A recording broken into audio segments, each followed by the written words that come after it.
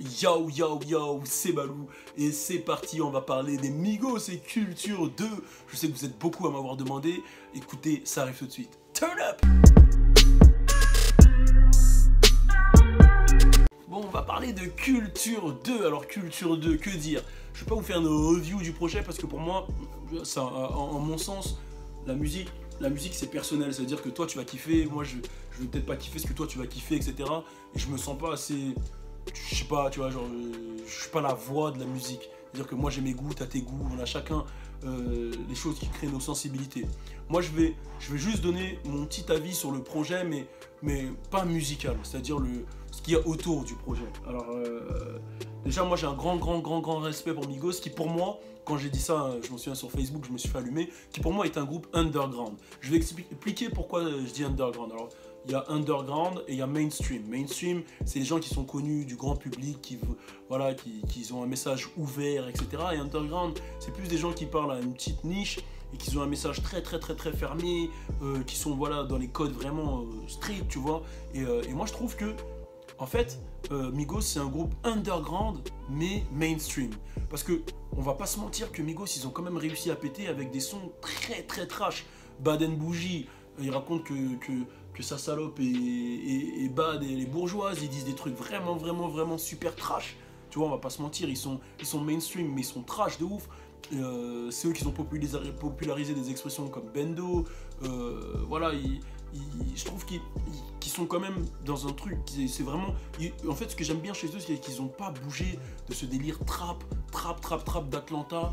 Ils ont gardé les codes d'Atlanta et ils les ont juste rendus plus ouverts, mais pas par le changement de discours ou même le changement de vocabulaire, mais ils l'ont rendu plus ouvert par le charbon, en fait. Et c'est ça que je respecte chez eux, c'est que j'arrête pas de vous le dire dans chaque vidéo, mais moi je les ai connus à l'époque avec DJ Scream ou The Rich qui les poussait de ouf, même avant Versace et tout.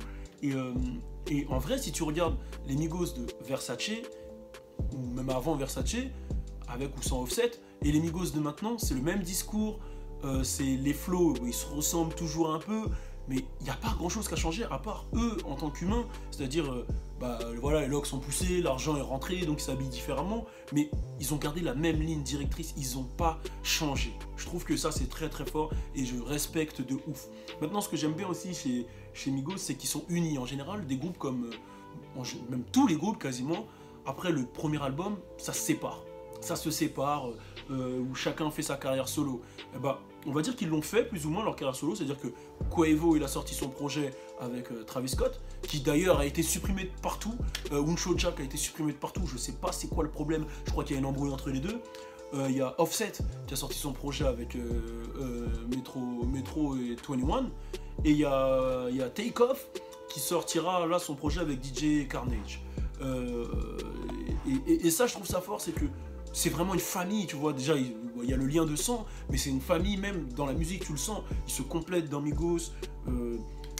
Chacun a ses bacs. Momo, well on it. Ils ont chacun leur moment de gloire aussi, ce qui est très fort. C'est-à-dire que on va pas se mentir que l'année 2016, c'était Quavo. La fin 2016 avec Congratulations, etc. Voilà, Quavo, il a vraiment fait du sale en 2016.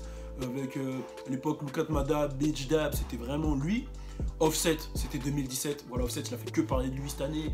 L'année 2017, l'année précédente, avec déjà Bad and Bougie, il a le meilleur couplet. Le projet Culture 1, c'est limite lui, la resta, etc. Sa relation avec Cardi B, parce que ça fait partie du truc. Et pour moi, 2018, ça commence avec Takeoff, parce qu'on va pas se mentir, sur Culture 2, Takeoff, il est d'un autre niveau. Et même quand tu regardes les interviews, c'est plus Offset, c'est plus Quavo qui parle, parce que c'est le plus vieux, si je dis pas de bêtises, et c'est le leader un peu, parce qu'il y a quand même un leader dans le groupe. Mais quand tu vas entendre Takeoff parler dans une interview, je me souviens d'une interview avec le Breakfast Club, Charlemagne de God, Angela Yee et DJ Envy, il a juste on lui demande elle arrive quand la mixtape avec DJ Carnage, il fait Just wait on it, genre ouais, attends seulement. Et je trouve que rien qu'avec ces phrases là, tu vois, il a un truc, tu vois, et même dans l'interview avec Everyday Struggle, Does it look like I feel left off from Bad and Bougie, et même il y a une vidéo qui circule là depuis peu où on le voit sur scène voilà, il est dans son coin tout seul, il s'enjaille et ça a fait le buzz. Et j'ai l'impression que, je sais pas si c'est fait exprès par QC, qui est leur label, s'ils se disent vas-y chaque année on en fait péter un, mais j'ai l'impression que chaque année ils ont une stratégie où il y en a un qui pète et ça donne encore plus de force au groupe. Et je trouve que c'est beau, ils ont vendu 200 000 en première semaine. Alors vraiment respectez le travail parce que quand je dis que c'est underground, vous vous rendez pas compte.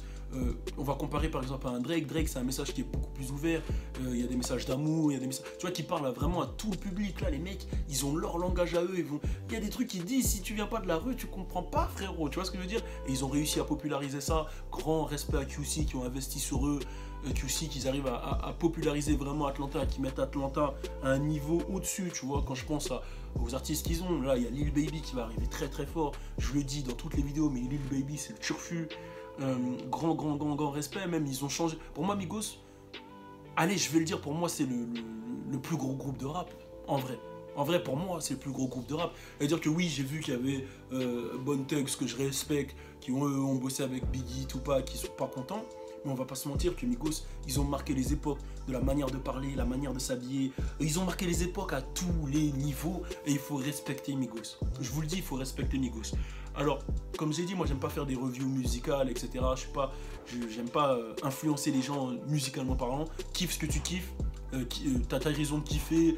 Je dis même que, bon, moi des fois, j'avoue, je dis aux gens, essayez quand même de comprendre l'anglais, mais il y a des gens qui peuvent kiffer pour un flow qui va te toucher émotionnellement ou pour, je sais pas, pour une lyrics, pour un truc. Chacun a sa raison de kiffer la musique. Mais moi, Narcos, le morceau, il m'a tué avec le Narcos. Il y a tellement de sons que j'ai kiffé. Et je trouve que les gens, ils ont été beaucoup méchants avec les Migos.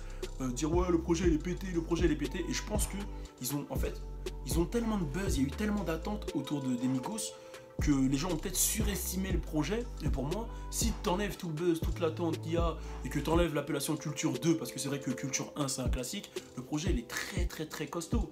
Et je pense aussi ce qui a peut-être déçu les gens, c'est qu'ils s'attendaient à un truc totalement nouveau, etc. Il faut pas oublier que Migos, comme je l'ai dit, c'est des mecs vraiment, c'est la rue, c'est underground, mais ils ont envoyé des sons toute l'année. Ils ont envoyé ils sont dans le projet QC, comme j'ai dit. Offset il a son projet, Quavo il a son projet, c'est-à-dire qu'on les a attendus toute l'année, en feat, pas en feat, ils sont partout. C'est-à-dire que un artiste il change pas de sonorité en 1 mois, en 2 mois, tu vois, ça prend des années. Et je pense que les gens ils ont été durs, mais moi je trouve que le projet il est bien et je respecte vraiment la carrière de Migos et tout ce que QC ont fait autour de Migos, je trouve ça très fort, très respectable. Et moi je suis fan, hein. En vrai je vais pas mentir, moi je suis fan. Moi en plus Quavo il m'a aidé avec des petites quoi, on me dit des fois ouais, Quavo, oh, take off, moi ça me pose pas de problème les gars. Eh ouais. En tout cas voilà, je suis de retour sur YouTube, on est ensemble comme jamais, c'est parti, turn up. Suis-moi sur mon Snapchat, c'est là où tout se passe, je te jure. Suis-moi aussi sur Instagram, sur Facebook et sur Twitter. Le sale. Et bien sûr, abonne-toi à ma page YouTube pour suivre le sale.